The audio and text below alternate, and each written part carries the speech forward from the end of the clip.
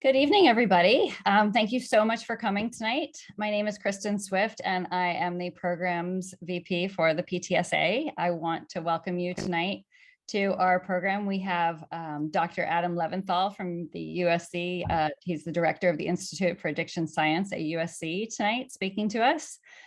We also have Principal Eldred and Vice Principal Speck, who are going to talk about what's happening in our school with vaping and marijuana use and restorative resets and all that other stuff. But we're going to start out with Dr. Leventhal, and he's got a great slideshow for us. And I just want to go over and let you know more about him. Adam Leventhal is a PhD, is a professor of population and public health sciences and psychology at the University of Southern California Keck School of Medicine and USC Norris Comprehensive Cancer Center. Is an addiction psychologist and a public health scientist. In addition to his role as founding director of the USC Institute for Addiction Science, Dr. Leventhal is the founding director of the USC Health, Emotion, and Addiction Laboratory, a group of 6 faculty investigators and 30 staff and trainees who study the causes, consequences, treatment, and prevention of addiction and mental illness across the lifespan. Having been awarded more than $40 million in grant funding from the NIH and other agencies, USC HEAL's current areas of focus are adolescent and young adult use of tobacco, cannabis, and opioids, the occurrence of addiction and mental illness, the development of new medications to promote smoking cessation, science to inform public policies for regulating tobacco and other addictive consumer products, and cancer and cardiovascular disease prevention. Dr. Leventhal has authored over 200 peer-reviewed scientific articles, including publications in JAMA, New England Journal of Medicine, and other journals. His work has been covered by the Associated Press, NBC Nightly News, New York Times, and other media outlets. Dr. Leventhal is actively in policy arenas, having served on expert panels on the health effects of e-cigarettes and tobacco products for the National Academy of Sciences, Engineering, and Medicine, and the U.S. Surgeon General. He is an elected fellow of the American Academy of the Health Behavior and American Psychological Association and recipient of awards for early and mid-career contributions to science and mentoring. Whew, it's awesome. So lucky to have him. Thank you so much for being here. We are so lucky we have you nearby and USC nearby. And thank you to my friend Kavita Munjal, who introduced me to Dr. Leventhal. So now I will pass it over to you, Dr. Leventhal. Thank you so much. Sure. Thanks, Kristen, and thanks everyone for attending. And as you know, this is an important topic. And also I should note that I live in Altadena, so I'm a San Gabriel Valley person, and I'm really good to kind of speak to this constituent near my own community. So today I'm going to talk to you about cannabis. I'll try to, if we have time, I'm going to squeeze in a little social media, because a lot of times parents and principals and teachers have questions about social media, and maybe a little bit more. So feel free to put questions in the chat. All right, well, first I'm going to give you a background about the research that we do at USC focused on teen behavioral health. Then I'll key in on these key concerns in the area of nicotine vape, also cannabis. And then, we'll do question and answer. I know that there's school announcements in between these two. So points. All right, so just a little bit about us.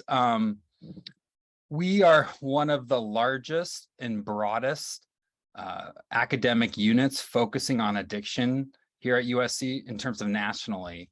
And so we take a cell to society approach. We look at all aspects of addiction through research, education, and dissemination community. You can see there's a number of faculty that cut across a number of different schools at USC, including but not limited to the School of Medicine, the School of Social Work, the School of Pharmacy, Arts and Sciences, and many others. And then we have 3 research program emphases in our institute, and one of them focuses on vulnerable populations and behaviors, and includes youth and young adults. So a little bit about our research program. We have a long history of following adolescents and young adults. And what we typically, now we've been following, there's more than 10,000 who've been accrued and recruited across the Southland, as you can see. And we've been doing this for years.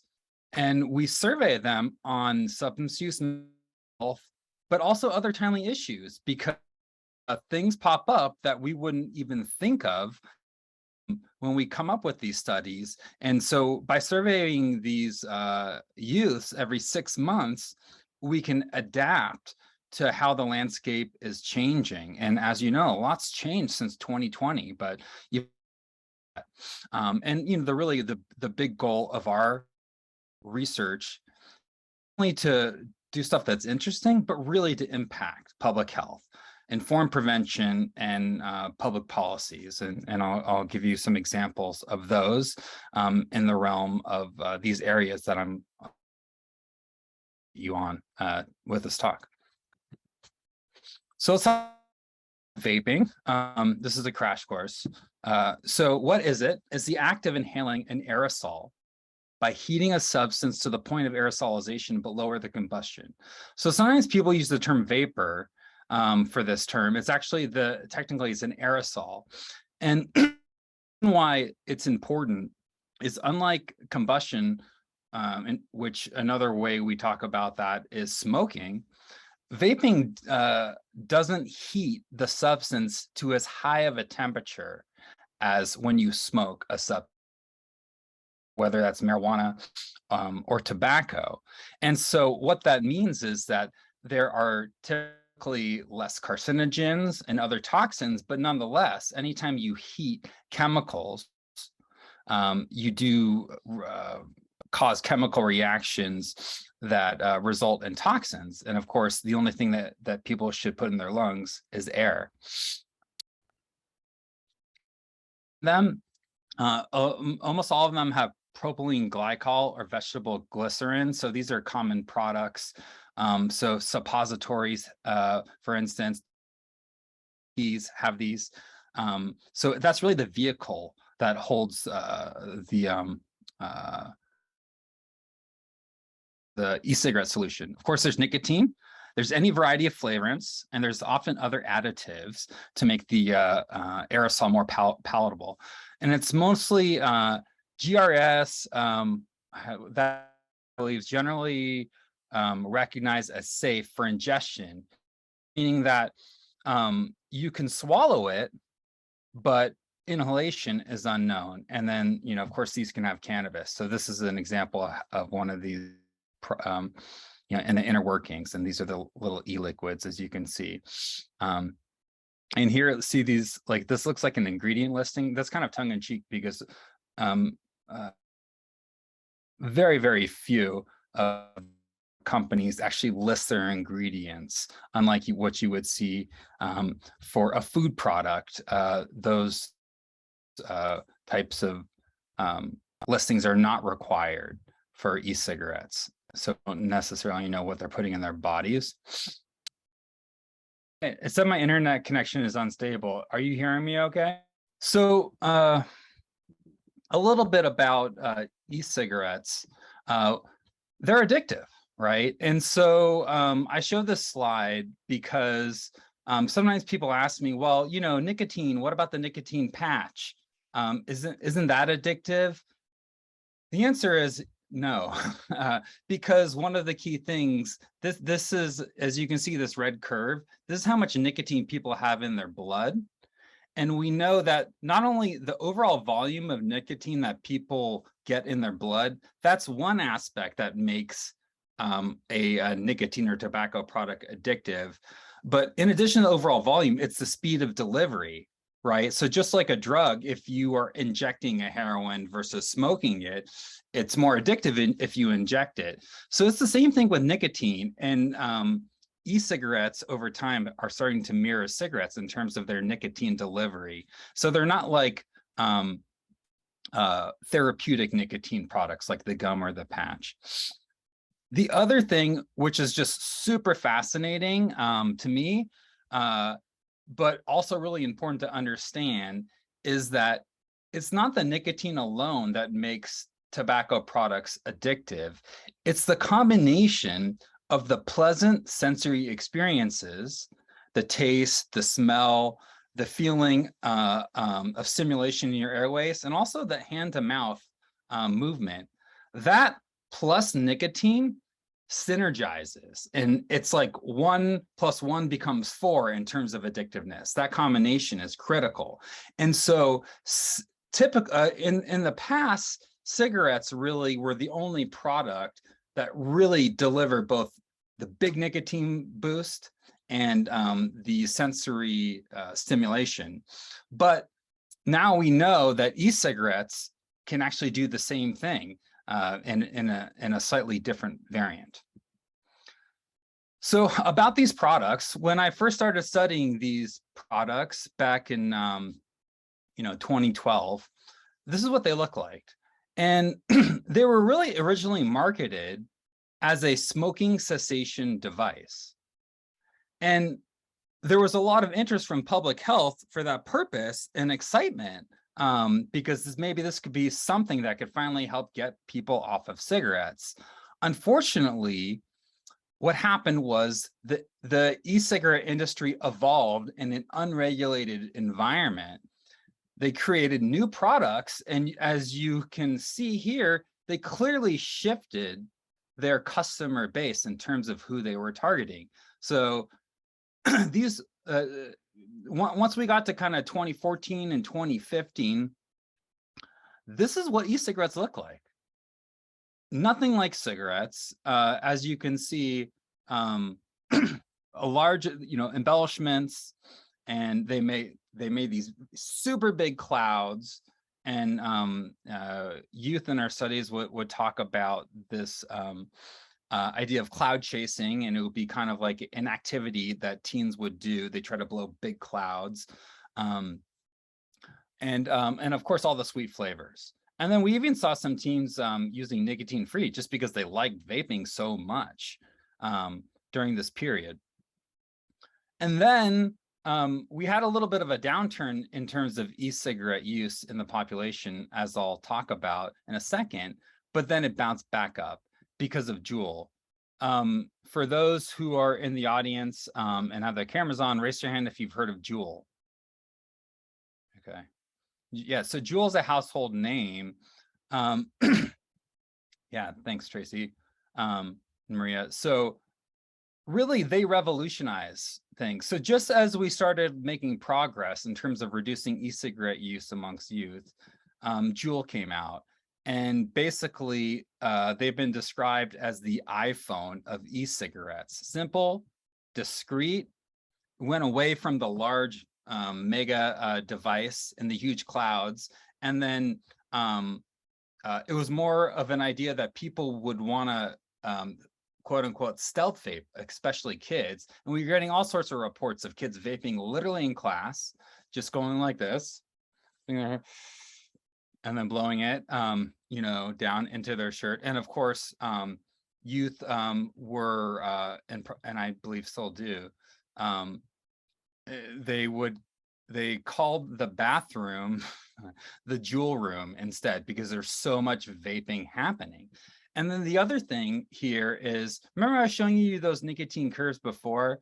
Well, at the time, the early e-cigarettes didn't deliver as much nicotine and as quickly, but Juul really revolutionized everything. They figured out a way to, and through their patented process, to add special additives, organic acids, to basically jack up the nicotine and make the products such that they weren't bitter and harsh, because nicotine naturally is bitter and harsh to the palate, but they really revolutionized that. And so that's what really fueled what has later been termed as the youth e-cigarette epidemic, literally by the Surgeon General in 2017.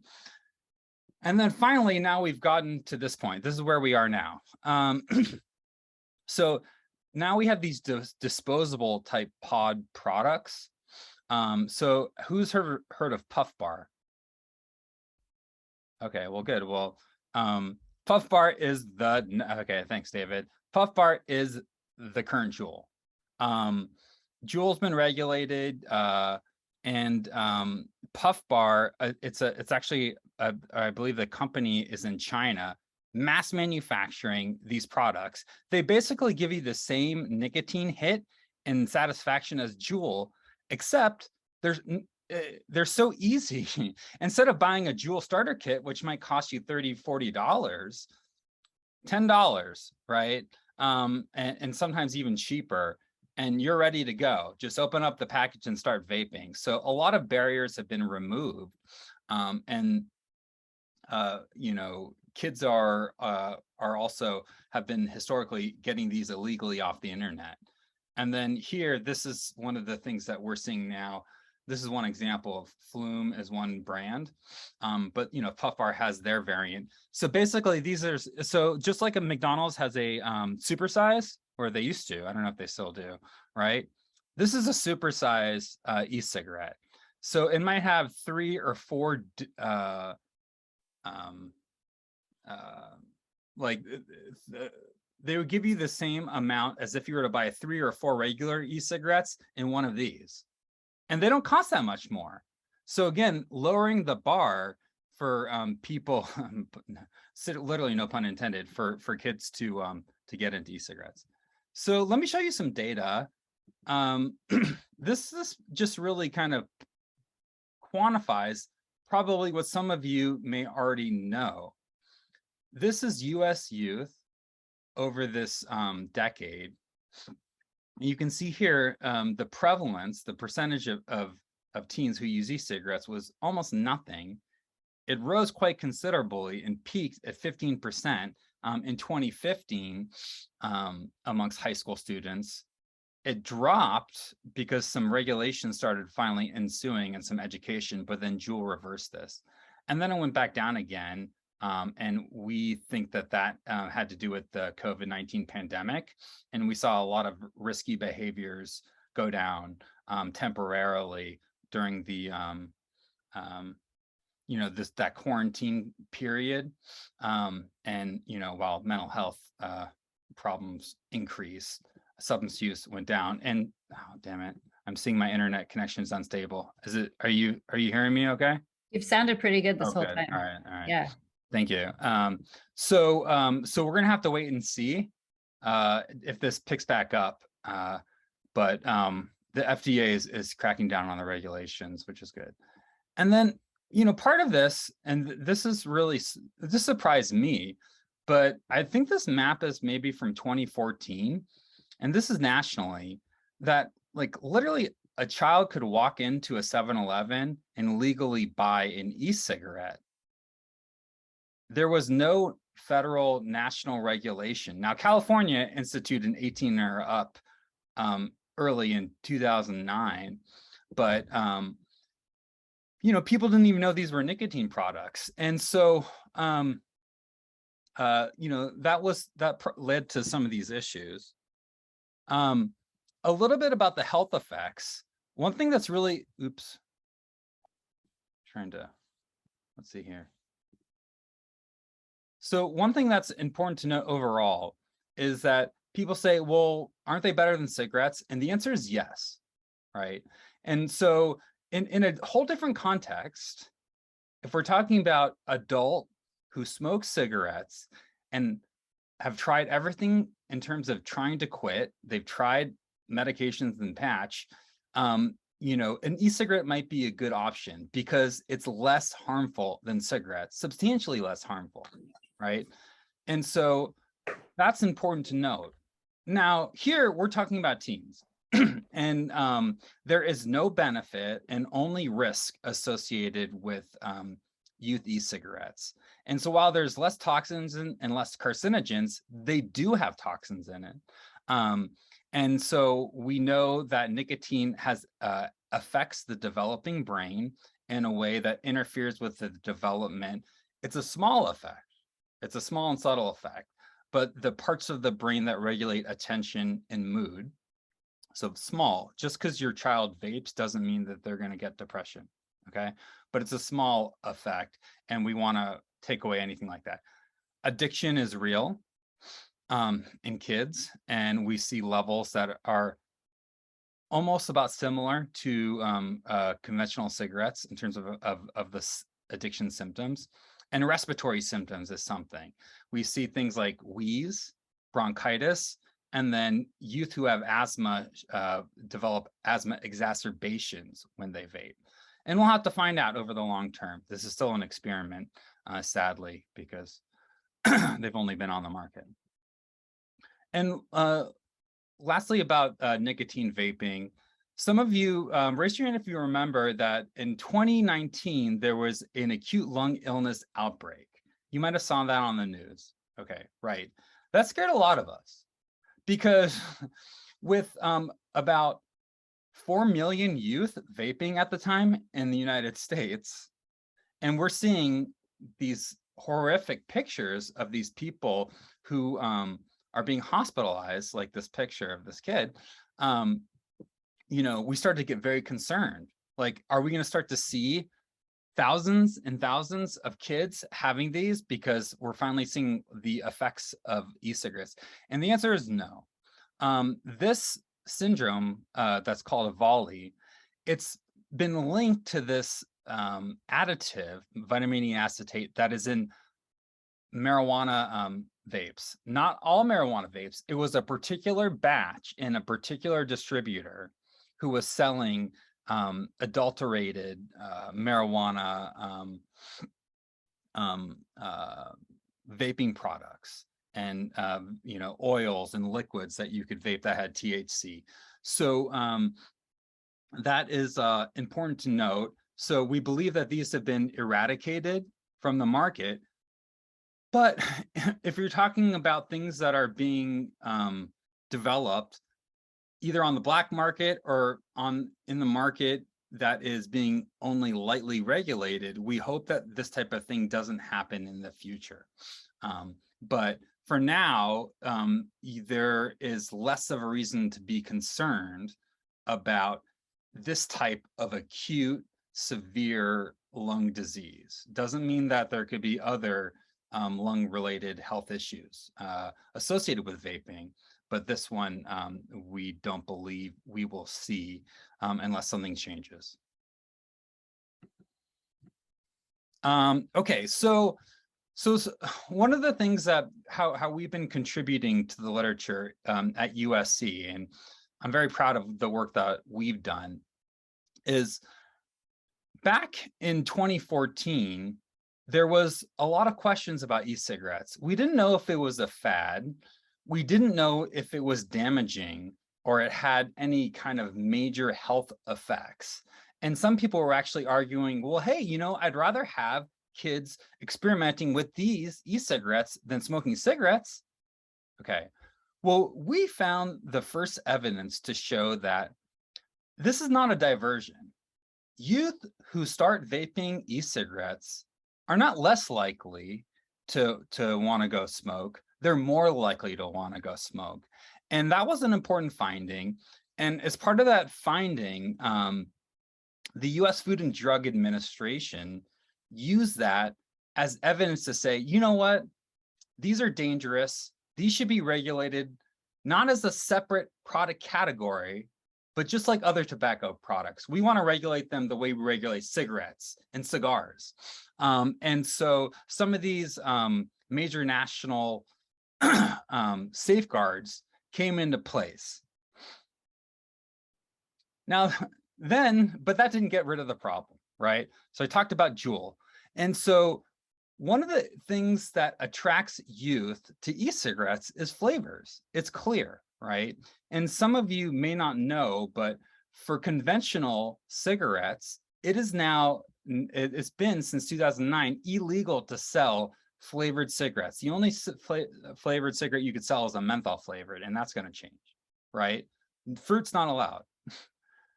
So this is a study that we did in youth Juul users in 2019. And here you can see, well, what are the most widely used flavors? Well, fruit, mango. And one of the things that was critical about this study was mint. mint was a very common flavor, and it still is.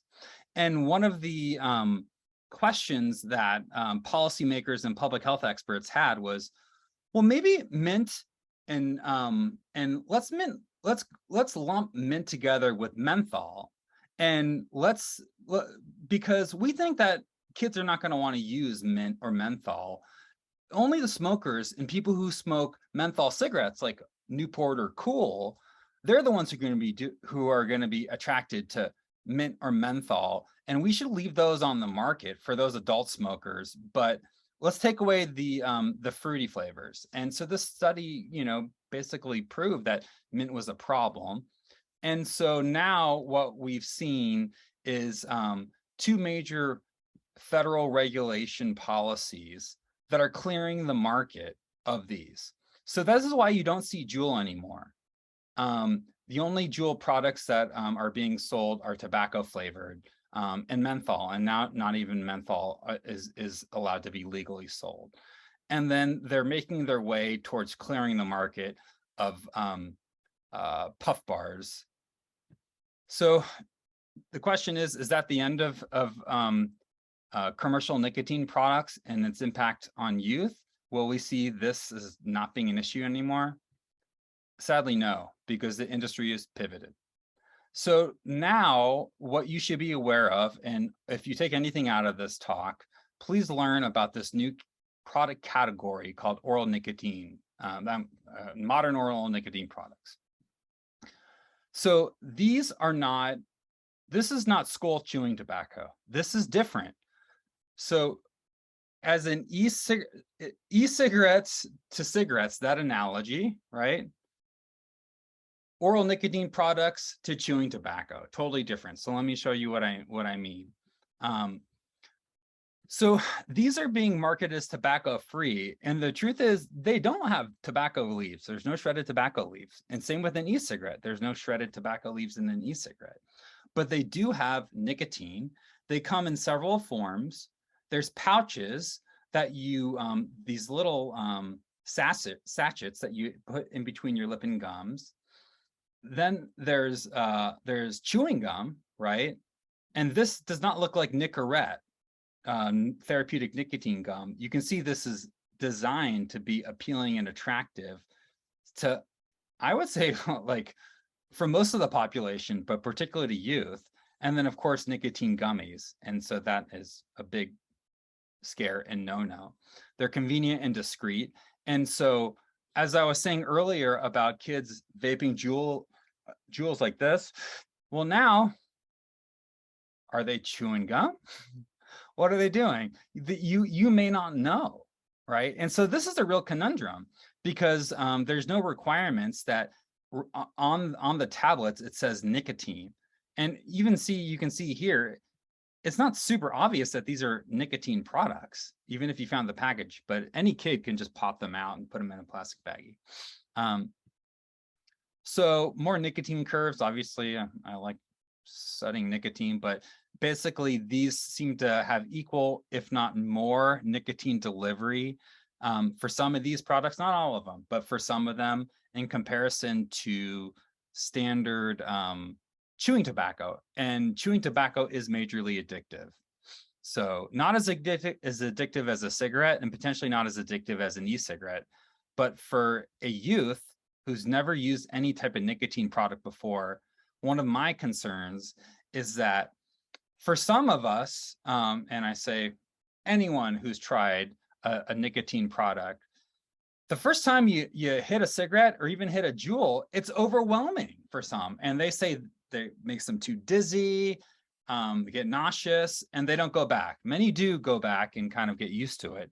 Now one of the concerns is that this would be a really nice way to ease into nicotine.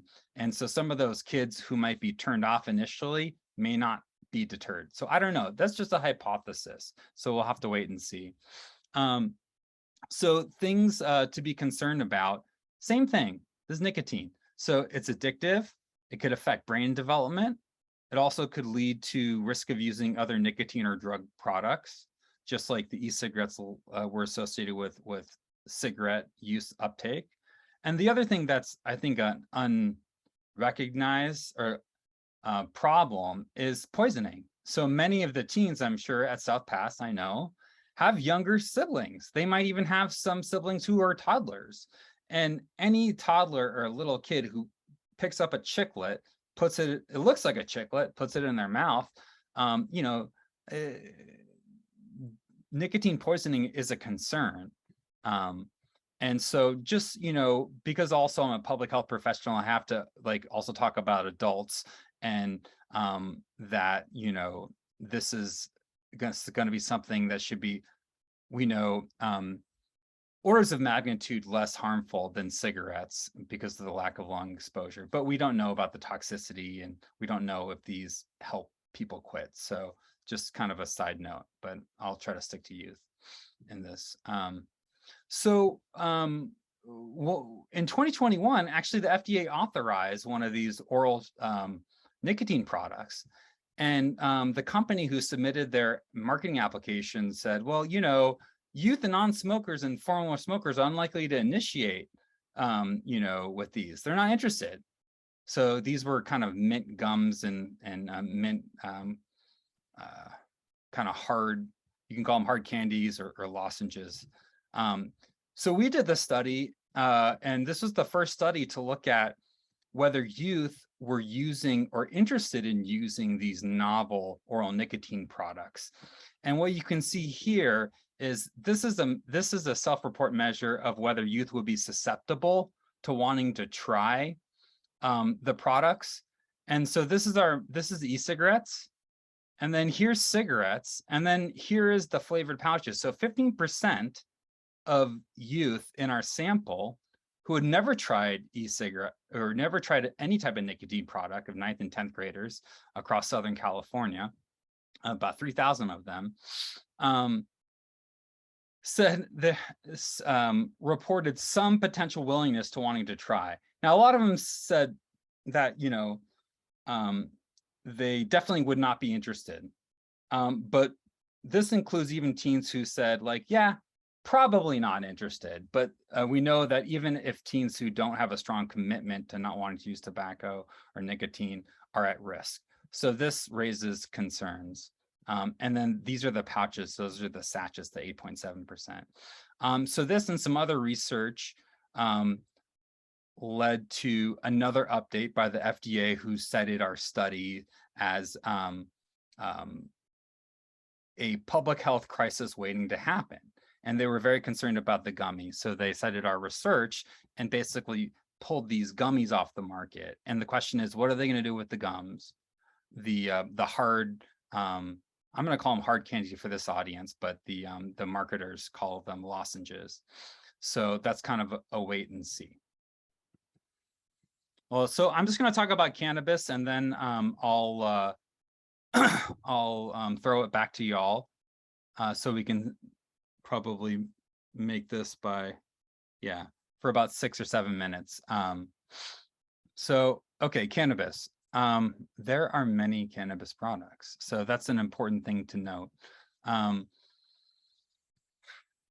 These edibles are ones that you know, parents and teachers seem to be interested in and concerned about, and youth are using them, right? And so kind of the same issue here is that if I just put these Edipures in a different package, they just look like Sour Patch Kids, right? So dabs is a colloquial term for a type of marijuana concentrate. Candy that's not in a container that you don't recognize. Yeah. Oh, sorry. Did someone say something, or is that? I think someone accidentally came off mute. Okay. All right. All right. So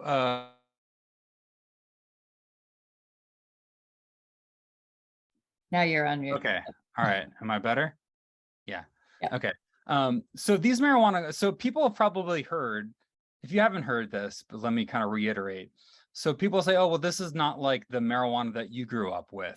This is 10 times, 20 times stronger, right? Okay. Yes, that is. This is 80 times stronger. Okay. So one of the concerns here is that marijuana has some harms, right? We know there's addiction and it could interfere with brain development. We're starting to try to understand that more. You know, if you had to pick a drug, people would say, well, I'd rather have them using that than smoke or excessively drinking. That's what sometimes, you know, parents will say. And, you know, that might be the case if you had to choose between evils. But the important thing here is that we don't know how these will affect the brain. This is flooding the brain with THC, which is the active ingredient in cannabis, at levels that we don't know in terms of their effects on. And the data is starting to accrue to suggest that some of the mental health consequences, which again, can be a very small effect in terms of using marijuana, increasing your risk for developing depression or attention problems. That's been shown, but it could be with these concentrates, we start to see stronger effects, and even psychosis or schizophrenia and psychotic disorders. It increases the risk. The risk is increasing small, but we're still trying to find out if maybe these effects increase. So here's vaping. It can be dry or it can be liquid.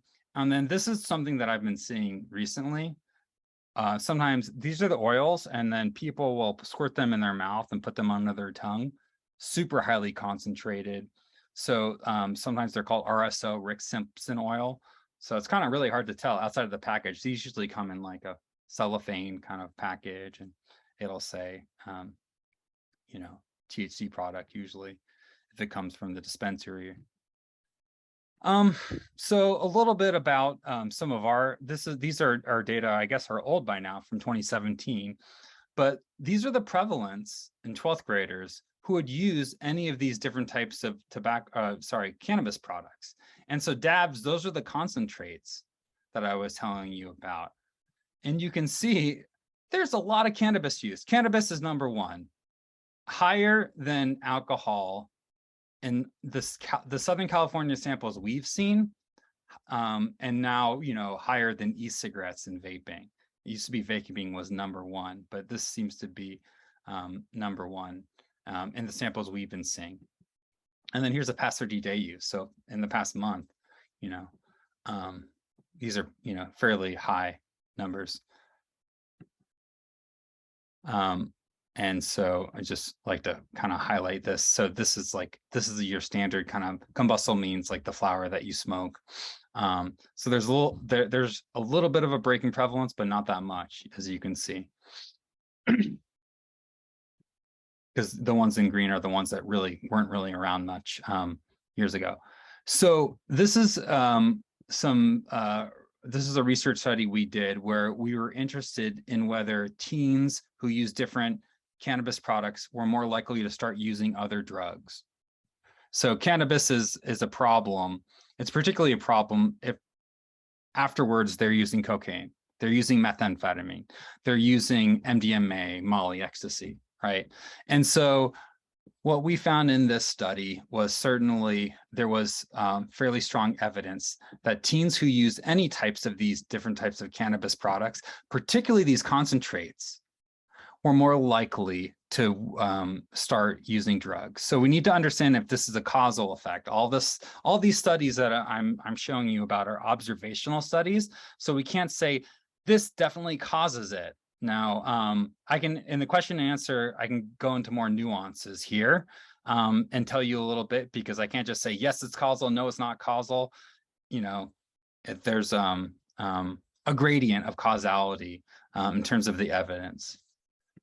So I'm going to skip the media stuff. And if you want, after time, we can, if you want more information about that, we can go back to it. So here's some tips, right? And these are like, there's no one size fits all. If I had the answer to help all of your teens, you know, avoid problematic drug use or other types of mental health problems, I'd be like really rich and I wouldn't be talking to you. I probably would still, but so these are some general guidelines, all right? Logical tips. One thing is about opening the lines of communication. It kind of sometimes people say it goes without saying, but it's really hard to talk about these issues. There's kind of, it can be awkward. It can be for parents. So, you know, it's always better. And even if you get rejected or you say, no, Mom, I don't do that, or, you know, like I wouldn't necessarily shy away. And there's a way of going about it. And this is one thing that I think tends to be helpful with kids who seem to be at risk, is that don't pathologize a kid for wanting to try an e-cigarette.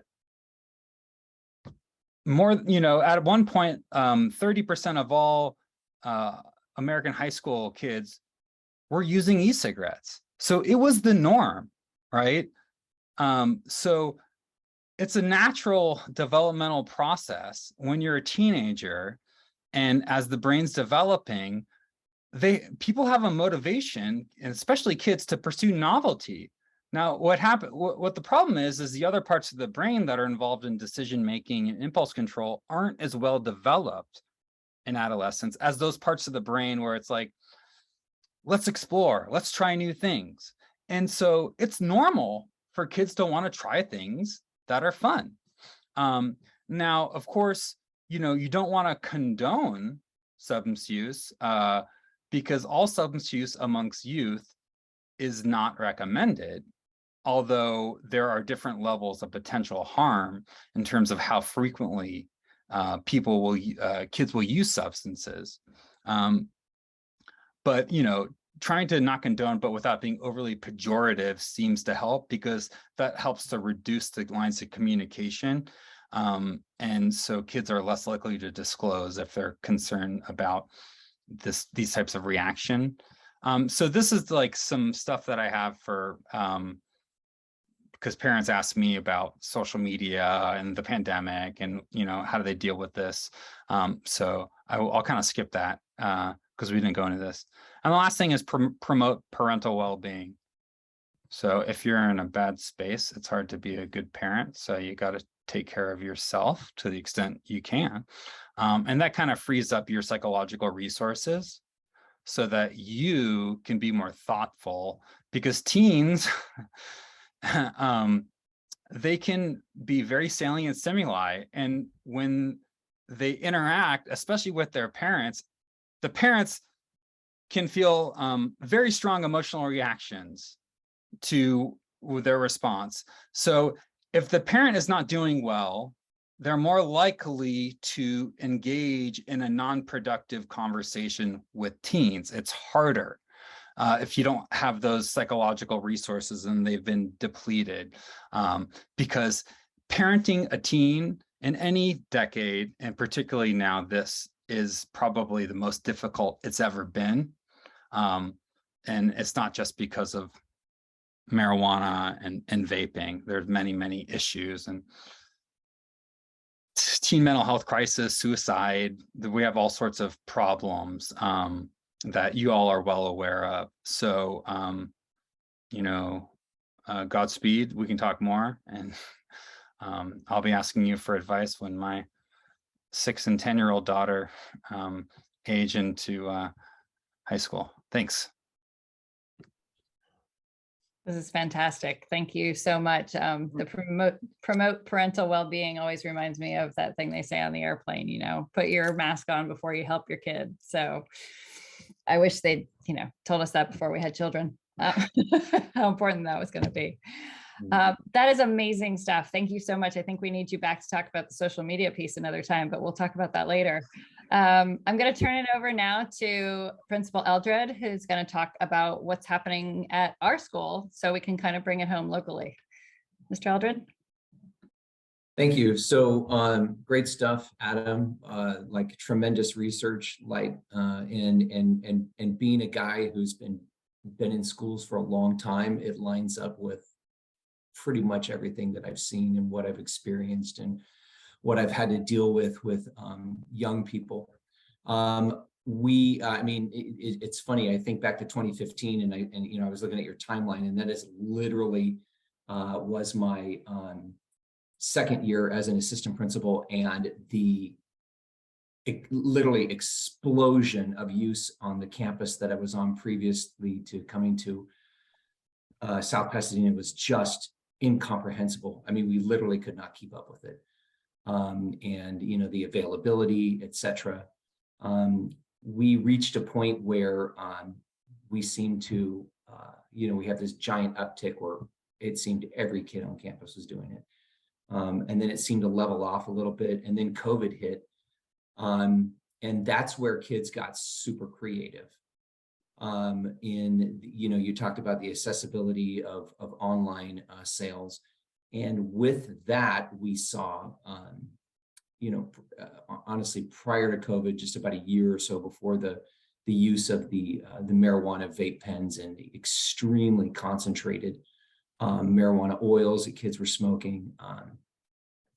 That last year as assistant principal, before COVID hit, I spent a lot of time in ambulances and emergency rooms, transporting people's kids. And then COVID hit, and it was something we didn't have to deal with for a while. But I think that, you know, kids, again, you know, like you said, it's kind of in their nature to want to be able to try these things and to reach out, and they got really creative. Everything went online. And when we came back from COVID, I was still at my old campus previous to South Pass, and there was just an unbelievable amount of use of marijuana vape pens. It was literally like they'd switched overnight. When I came to South Pasadena, I was seeing essentially the same thing, that vapes were a thing, yes, but most of the kids seemed to have migrated to marijuana pens. Mr. Speck and myself spent a lot of time last year trying to combat the use on campus. And, you know, with like a lot of things like this, it's hit and miss. You have some successes, and in other areas, you just don't have enough adults to be able to police everything. So one of the things that David and I discussed last year is the ability to bring back these dogs that are trained to go through classrooms and sniff out any type of you know, illegal substances that kids would bring to school. And we were fortunate enough that the Board of Education gave us a contract to bring these dogs back onto campus, to be able to use it really as a preventative measure to kind of put students on notice that you may be doing this, but school is not the place for it at all, ever, under any circumstances. We're aware that, you know, kids are still doing it because prior to the dogs first coming back onto campus, David and Mrs. Blackwood, our other assistant principal, did catch, you know, did find some kids in possession of substances. But, and I'll let David speak to this, once we've had the dogs on campus, it seems to have had a dampening effect. Kids are still vaping for sure. We're well aware that the bathrooms are a place where students are using vapes. One of the interesting things about vaping and the marijuana pens that I have found in particular is that it tends to be our 9th and 10th grade students. It tends to be our youngest kids that are doing the experimenting, the kids that are the most vulnerable, that tend to make the poorest and most uninformed choices.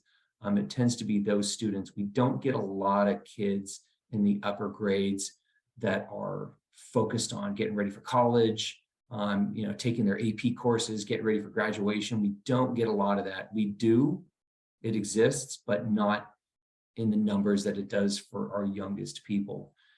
So we have put together as a school a whole matrix, a tier of interventions where it's proactive and preventative, and then something in the middle, like where we have you know, the dogs coming onto campus, which is sort of a deterrent. We are hoping, and it seems to be working.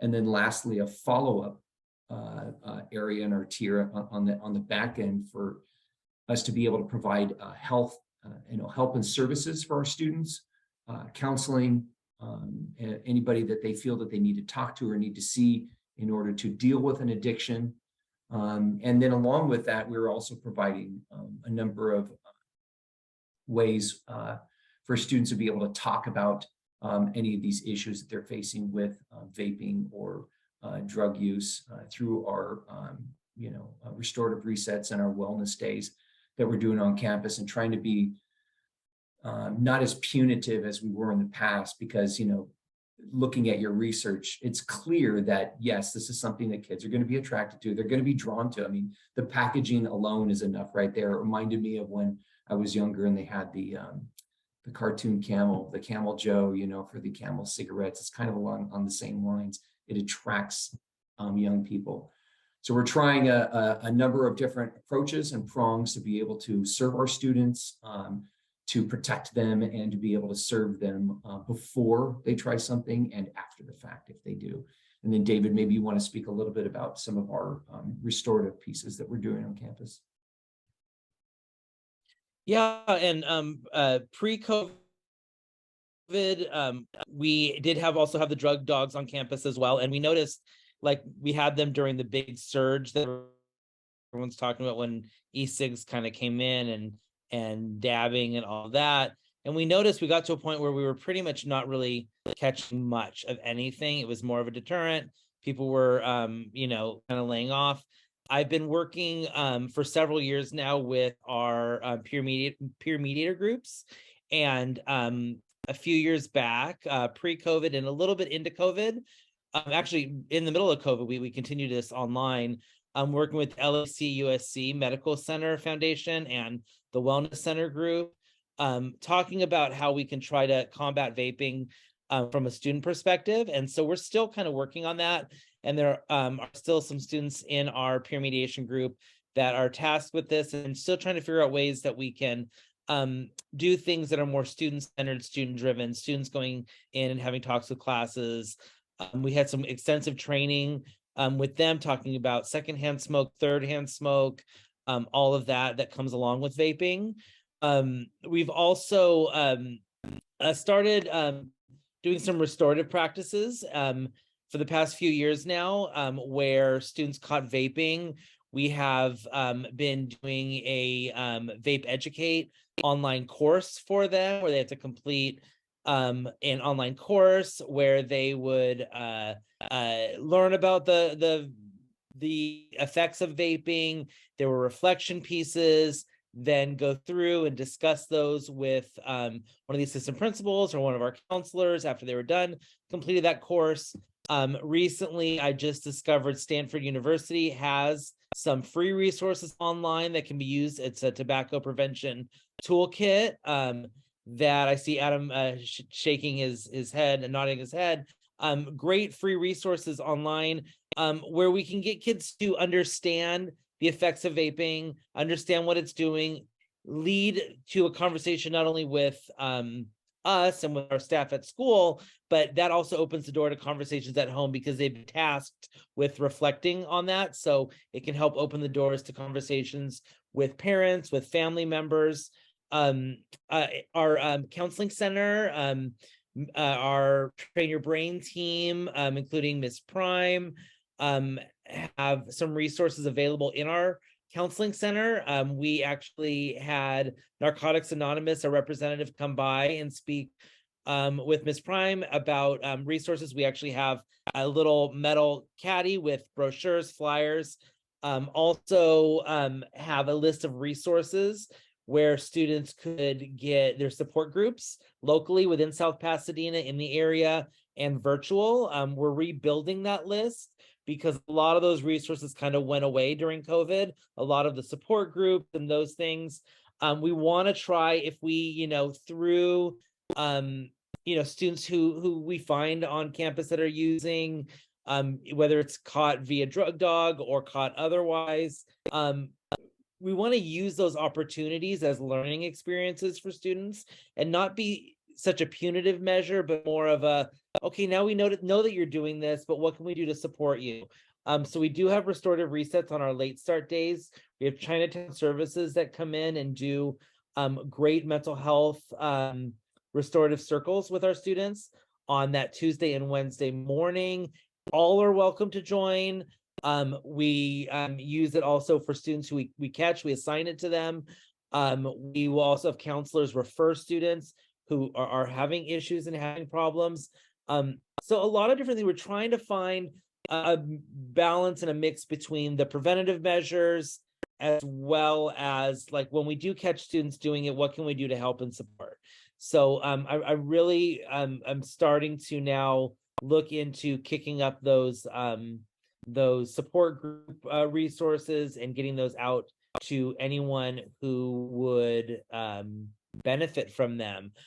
They can come see their counselor, they can go see any of us. I always tell students, be honest with us. Like, if you're doing this and you need help and you need support, be proactive and let one of us know, let someone know that you need help and support, and we're there for you. I'd rather them come to us and come to their counselors, letting us know that there's a problem and that they need some help and support, than us having to catch them and go along that route, because we are very supportive. I've had numerous students who I've had go talk to one of our trainer brain, one of our school social workers, interns, their guidance and social emotional counselor, and I've seen them and they've talked about it, we've discussed it, and it's not a punitive thing. It's okay, now we know you're doing this, we know you have a problem, we know it's very addictive, we see all the research, we see everything out there.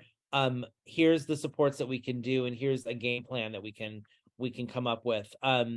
There's also some other really great resources online for families. Kick It California, Kick It CA, kickitca.org is a California site that has connections where you can create a plan to quit. It's really looking at and one last thing, sorry, I'm all over the place, but another thing that is great as well is through our peer mediators, our wellness officers on ASB, we are creating wellness activities that treat the symptoms, because a lot of times students who are using because they're depressed, because they have anxiety, because they are struggling with schoolwork, because they're having problems at home. There's a lot of different symptoms. So just treating the tobacco use or vaping or the marijuana use is not necessarily going to solve all the problems. So it's making sure that we have enough counseling and enough resources for our students on campus. Fantastic. Thank you so much for all those resources. Maybe we can work together, David, and we can get them. I can send them out in an email with the recording of this too. Or I'll write them all down, go back and watch and write them all down. That would be fantastic. Yes, exactly. We'll get it all out. That'll be great. Kristen and I will work to get. And just random thought that I've been having. It's all out to everybody. Is you just random thought that I've been having is there's like an influencer, and she chronicled her she's like 20 or 19, and she chronicled her journey quitting vaping, and it's really, really well done. It's like a 15 or 20 minute kind of YouTube video or something. I'll try to look for it. Yeah. But though, for teens, sometimes hearing their peers talk, right? And it's really, I found it to be pretty powerful. So I'll see if I can find that and send that to you all back channel. That'd be great. I'll definitely get it out. And you can vet it. Yeah. Yeah. That would be really great. A lot of people think that the quick fix is going to be an assembly or like a big gathering, and a lot of times that can work against your initial cause.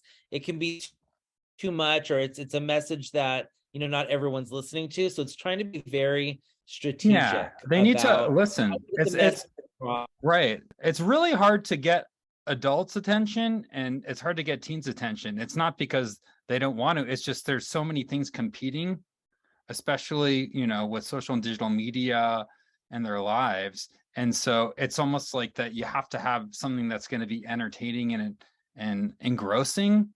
Not for them to get the information, but for them to encode it a little bit more deeply, right? So that it affects their behavior in their lives. So Yeah, for sure. If anybody has any questions, please put them in the chat to me, or I don't have any in there right now, but my question that I kind of came up with was, I mean, you started talking a little bit about alcohol. I mean, the big debate I always hear is, alcohol or marijuana, like, what's the big difference? Like, who cares? Which is better? Which is worse? I don't think either is probably really good for the teenage brain, but it sounds like you're still doing research on it. But if you were, if your kids were 17 and you heard they were doing one, which would you be more fearful of? So I get to choose between alcohol, cannabis, or nicotine, right? Yeah, Okay. because we're all kind of dealing with this as our kids. Yeah. And so the thing is like, they're often this. So there's a strong association. So your odds, if you're using one of the drugs, your odds of using the other drugs are much, much higher. And so I think the most important thing about it that I would want to know is not just like which drug. I kind of talk about that in the talk because that's how it's easy for the brain to, like, for the human mind to compare this versus that, right? But really what I want to know is, how often are you doing it, right? And then which type of product too. And so have you graduated? That's a bad, verb, but like, have you moved on to one of a more potent product? And so there's, the higher nicotine e-cigarettes. We talked about the dabs or the concentrates. So if I saw one of those, I'd be more concerned than, as also the amount that people have. And so if someone is a consumer and they purchase it, then that's another signal that they're more involved versus having, used at a party and, coming home intoxicated, right? That may not necessarily signal the end of the world. So, I think these subtle kind of cues, and sometimes it's hard because it's really hard for a teen to disclose, to say, I use like 4 times a week. You don't know about it, or I've been vaping, so if you can try to get that information, that's probably the most critical information, because people will try it. And the thing is it's still kind of, the more kids, or I should say, I don't know exactly what the number is, right? But there's a very decent amount of kids who might try one of these and never try it again, or not try it again until they're, your kids afterwards, they're in college from South Pass, right? And they try it again and they still don't like it, or maybe they pick it up then, right? But so just because they tried it doesn't necessarily, your alarms don't need to go off then. Okay. Can I just add one thing in as well? I think the thing that I found to be the most dangerous and the most I've seen send the most kids to, the hospital and things like that, just from hearing from parents, is the edibles. They make like Fruit Loop cereal that looks like Fruit Loops, and they make cookies. And it's really hard for someone when something like a candy or a cookie that tastes good and that you're used to consuming in high amounts is given to you, and it has such a high amount of THC or other things in it. It's really hard for students, for anyone probably, to calculate how it's going to affect them. So I that's the one thing that is the hardest to look out for. But it's something that we always keep an eye on, is the candies and the cookies and the cereal boxes, because it'll look just like Fruit Loops box if you see it in your kid's bag. But when you look really closely, you'll see that the background has little marijuana leaves or things that you wouldn't see on first glance. So seeing any sort of snacks that look out of sorts or look like something they normally wouldn't eat, or very fruity or things like that, definitely red flag. And those. Well, and the conversation I always have with my children is, if you go to a party and there are cookies or a cake and you didn't see the box from Pavilions that it came out of, know that you might not be eating what you think you're eating. So, don't have a huge slice, have a bite, or don't eat it at all, or whatever. So, a couple questions for Mr. Eldred. How often are the drug dogs on campus, and are they going into classrooms? My kid says they're charging their vape, says kids are charging their vapes. And when one teacher asked about it, the kid said it was a chargeable ink pen. So dogs come onto campus once or twice a month randomly. They do not give us a heads up as to when they are coming. They show up, any day of the week and any time of the day. And they stay for about an hour and a half or so. And yes, they go into classrooms randomly. We have a system where we randomize which rooms we go into. There's no discrimination between an AP classroom or a PE classroom or a 9th grade English classroom. They're all the same. Every door gets opened, and every room gets searched in the hall or the building that that's been randomly chosen for that day. As far as someone charging a pen in class, unfortunately, I would say that, kind of like what Adam was showing us, is that the looks of these shift so rapidly and so frequently that you probably could tell an adult that, it's just, I'm charging, for whatever, my pen for my laptop. And or my USB drive. That's a lot of the things too. The jewels look very much like a USB drive. That's exactly what I was about to say, that I believe, I don't know if it was, I think it might have been you, David, that we found something at one point on one student, and after a search, and they had something that looked exactly like a USB drive. And I don't know if that was this year or last year, but and I've been doing this a while, I was floored at how progressive companies have become they're literally, there's only one reason to make it look like what it is not, and that is to sell to a child. So I wouldn't be surprised if teachers had no idea what they were looking at, unfortunately. That's one of the reasons I wanted to do this tonight. And we had some guidance as to what to look for, because I don't have a clue. The other thing too is not even understanding what the actual devices look like, but knowing what their chargers look like. Because that's what I mostly find when kids are really good at hiding things, and they hide things in places that no one is going to go and look for them. For the most part, if they get caught, they're right down their pants or whatever. And what I will normally find is the charger, the piece that plugs into something else. A lot of them do have a specific charger, and kids will tell you that it goes to this, or it's a I've heard many different things that they say it's supposed to charge, but it's very obvious, and you can actually look up. If you find something on your kid, look at the brand name and Google it, because 9 times out of 10 you'll find it's not charging what they say it's supposed to be charging. Dr.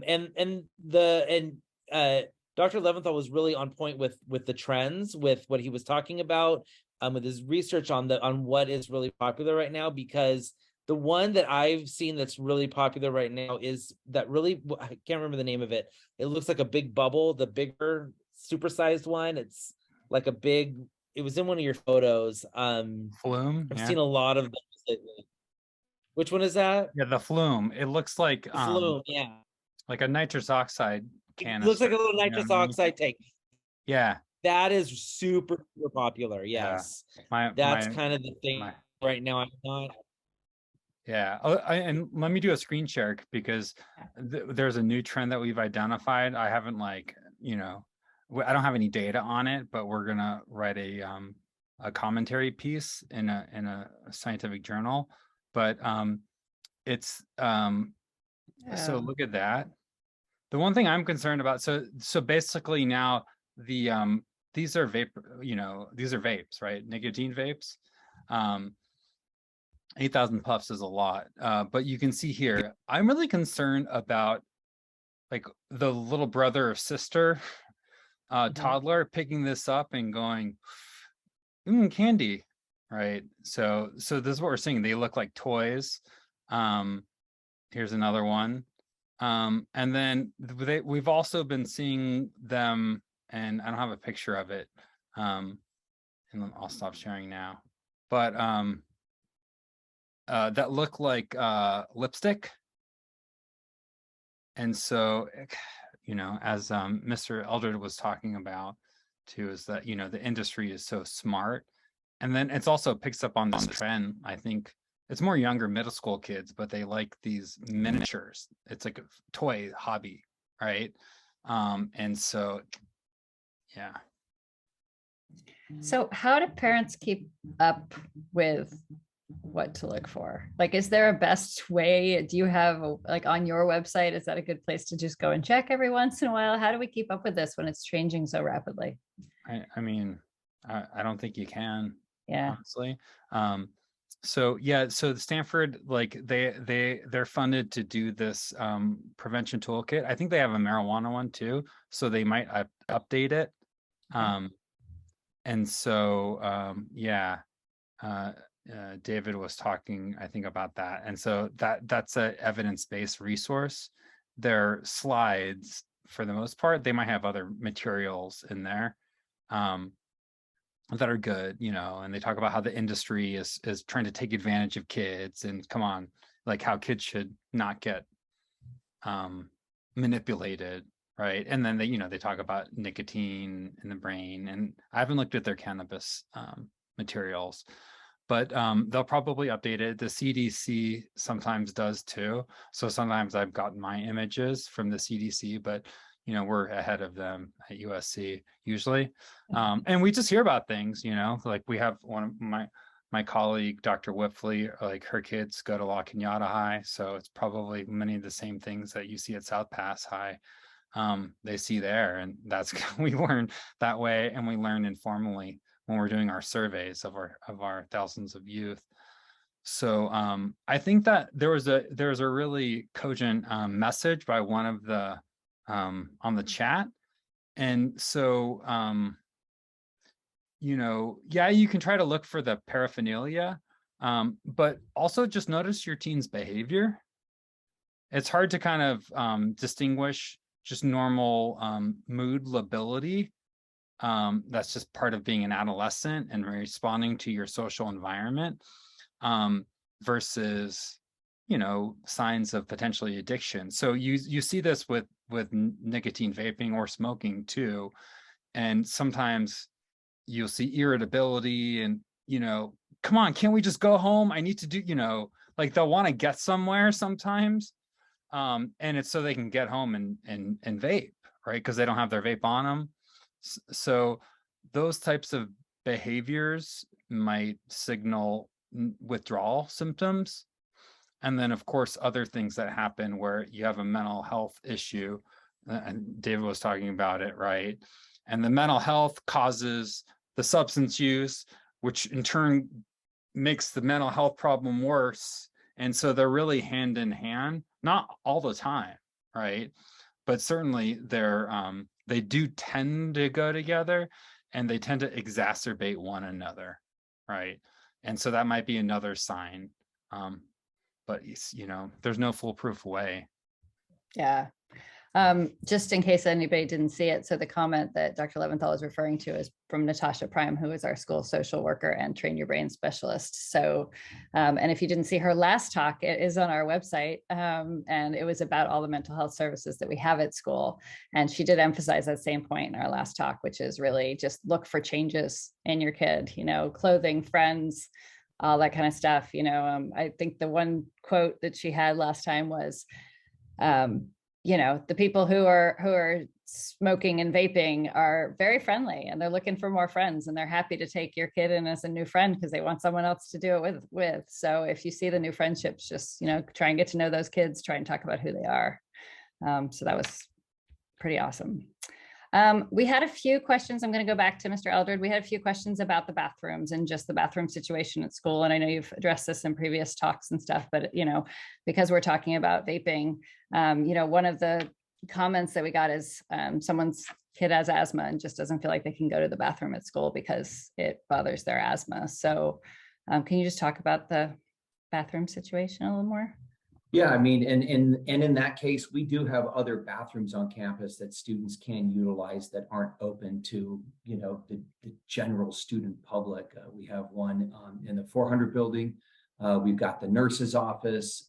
We have the main office. There's the bathrooms over on the athletic fields on that side of campus. So there are bathrooms that aren't open up to the general student population where there's a lot of traffic, where it's just one person can go in. As far as the bathroom situation, I mean, we're well aware that this is what is happening in some of the bathrooms. We've had to close down one of them, which is on the far end of campus, which is essentially where all the 9th grade students are. That one is closed, but the rest of the bathrooms on campus are open.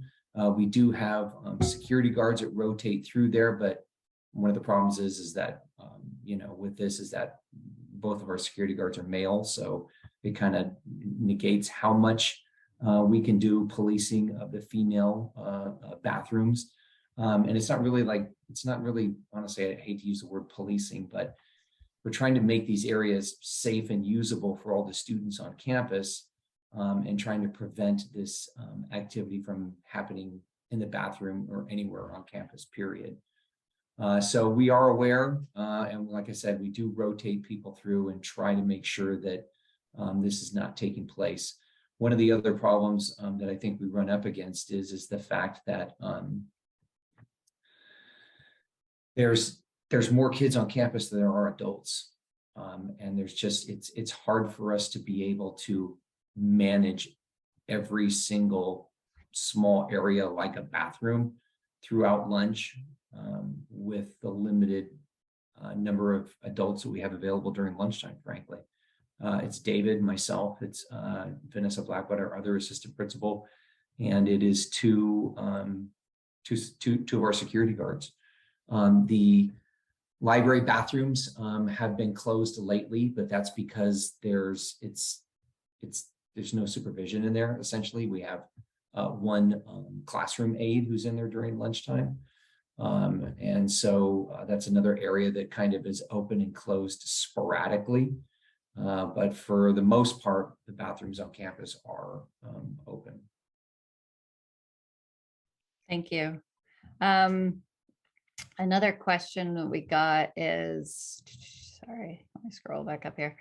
Do you have a sense of where the kids are getting the drugs? Just wondering if we can have a way to figure that out, where our kids are getting these. You want to know my theory? Yeah. When we were kids, we all knew a place where we could buy beer and no one would say anything. Yeah. And this is cheaper than beer, and it's easier to get and easier to hide. And I think that there are locations that sell to children, period, end of story. I think they get it online. I think they get it from older brothers and sisters. I think frankly, I think they're laying around in some people's homes, and they're getting them from adults. I think there's multiple ways to get it done. And, they can go into, someone just put in the chat that they go down to Chinatown. There's other neighborhoods you can go in that are more permissive, I guess you could say, where they are willing to sell to kids. And yeah, I mean, there's just too many options at this point, at literally on your phone to be able to buy this. Yeah. And we're in a neighborhood where kids have money, so they have the resources. So do you know what the percentages of kids, I mean, it's probably hard to say, but the percentage of kids using at the school? Oh, no clue. I don't know. I don't know if we have any data on anything like that. I don't know if David could give us any idea, but I in my opinion, I'd say it's pretty low. I would be shocked if we went over, I don't know, I'd like to say between 10 and 15%, but maybe a little bit higher, maybe 20, but I don't know if it's that high. That's just me spitballing. And it's hard to catch nowadays. And as you know, as Adam had said in his presentation, it's evolving. And so it's easily disguised as a cookie, or I mean, the whole gum thing is just crazy to me now. And so it's really difficult. We try to catch as much as we can. We're through word of mouth. A lot of times by the time you find out about it, it's already been tossed, or it's been hidden, or it's been passed along. And so it's not super easy to actually catch. So that's why we're trying, to cast a wider net and just, give students resources and hopefully the ones that are really struggling with this will come forward and try to get resources and help. And Yeah. There's a question here also about, are the athletic coaches advised on how to handle it? Because we know, the administration's always around, but when athletics happens, maybe you're not around as much and there's not as much looking. So are they given any information on how to handle it if they see it or anything? I would think they're, at this point, I think everyone knows that, this is something to be on the lookout for. I believe that every teacher that felt that like they had a student that was in possession of something would send them to us into the office. I can't imagine why someone would not refer a student just because they were a coach. Yeah. We don't have time for very many more questions, but the last one in the chat is, the question is the campus prepared for a possible fentanyl overdose? But I guess, what would happen if some student all of a sudden looks like they were? Yeah, we, what is it called? Narcan. We have Narcan. We have Narcan. Yeah. And on campus. We've all been trained, admin team, school nurse, counselors, everyone in the main office has been trained on the use of Narcan. I believe we have 2 doses, David. I believe so. On Yes. campus? And we just had mental health first aid at our last two teacher PDs. And at the last one, they did discuss this and discuss the signs and things with the staff. We do plan on bringing, our district nurse in to kind of discuss a little bit more with the whole staff as far as what are the signs and symptoms to look for and who to contact and how to get that dose to a student immediately. And what's great about the use of Narcan and things like that is that it's not harmful if you accidentally use it, and it's not an overdose. So it's like one of those low risk, better safe than sorry measures. You might consider doing a training on that, and parents, it's not a bad idea for them to have one in their house, and it may not be their kid, but it may be their kid's friend who's over. It's they're freely accessible. Just to have Narcan doses, naloxone, the overdose reversal drug that you could just spray up someone's nose and save someone's life. And some of you might have heard about teenagers in Hollywood recently overdosing on opioids. And so these things are avoidable. So just a little, might consider that. How do we get it for our home? Can we just go to our doctor, or is it like CVS? Or I I believe can actually Go ahead, answer that. I work in emergency medicine, but prescriptions for Narcan are available to everyone. They are widely available. That you can get them online, and all you have to do, the drug manufacturers actually provide them. All you have to do is take it to your local pharmacy, and you can get that filled. And even if you think your kid isn't ever going to use opioids, your kid's friend may come over to your house and they may use it. So everybody should have it in their home available. Well, I also wonder about do we send our kids to college with it? Would that be a good idea or a bad idea? Is there any negative to having them have it in their dorm room in case something happens with one of their friends? No negative, but you would hope that the RAs have it too, but no negative. Better. This is one of those things where the the opportunity is way better. There's really no cost to it. So. And there are Like people having a first aid kit, like why wouldn't you have a first aid kit? So just get one, you know. Forgot to send my kid to college with a first aid kit too. So I'll just add, we'll send him back in. Well, overdose, scrape knee, you know.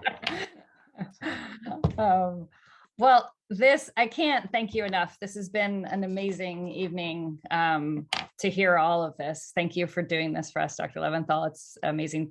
Sorry we're not going to get to meet in person, but hopefully someday we will. And Kavita did come on, who introduced me to Dr. Leventhal. So thank you for that as well, Kavita. I just want to let everybody know that I don't have the list of what we're doing for PTSA talks, but the Effective School Solutions, which is the group that the district contracts with, they are going to be doing some more presentations in the next couple of months. So here's the calendar of events. So take a screenshot or whatever you'd like to. All the talks will be at 7 p.m. on those evenings. They're available to everybody in the district. Our district has partnered, our Train Your Brain and the rest of the district has partnered with Effective School Solutions to do these for you parents.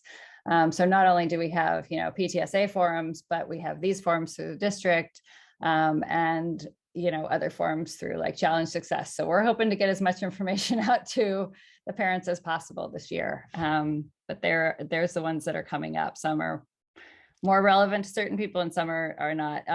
If you missed the suicide prevention one that was last month, that's on our website as well. That was a really good one done by the state of California. And that was an amazing talk as well. Also last year, there was one that we did through PTSA on fentanyl use and what it is and everything. And I recommend that to everybody to watch because it was really sobering. And my entire family watched it with me and we all learned stuff. Even my husband, who was like, yeah, I'll join you in a minute. And I was like, nah, you're gonna watch the whole thing. You're gonna learn some stuff. And he was like, oh yeah, I totally did. So thank you, Dr. Leventhal. Thank you, Mr. Eldred. Thank you, Mr. Speck. I hope you all have a great night.